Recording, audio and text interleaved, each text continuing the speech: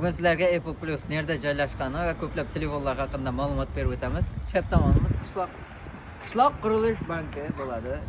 Assalomu alaykum. O'ng tomonimiz Berniy hokimiyati bo'ladi. Ichkariga kiramiz, sizlarga telefonlar bilan tanishtiramiz. Apple Plus do'konimiz joylashgan yanimiz bo'ladi. Sizlarga televiziya xizmatlari bor, telefon bor, sim karta beramiz, finance xizmatlari ham bor. Bugun sizlarga 5 dona Pro Max telefonlarimiz bilan tanishtirib o'tamiz. Sizlarga birma-bir oylik to'lamlari hammasini aytib o'tamiz.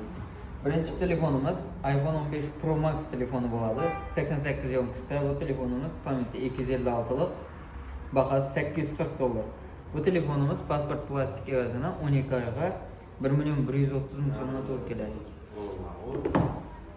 Keyingi telefonimiz iPhone 14 Pro Max telefoni bo'ladi. 84 yomkisda korobkadagi men bor hamma narsasi.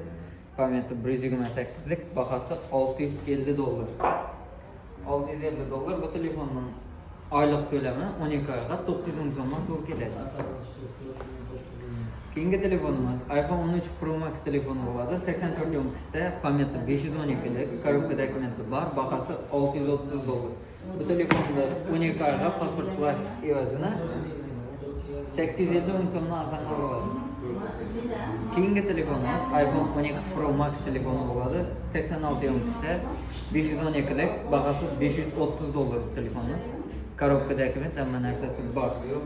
Oylik to'lami 700 ming so'mdan to'g'ri keladi. Oxirgi telefonimiz iPhone 11 Pro Max telefoni. 73 yomkisda pamyati 64 lik, bahasi 300 dollar. Pasport plastik evazini 12 oyga 400 ming so'mdan to'g'ri keladi.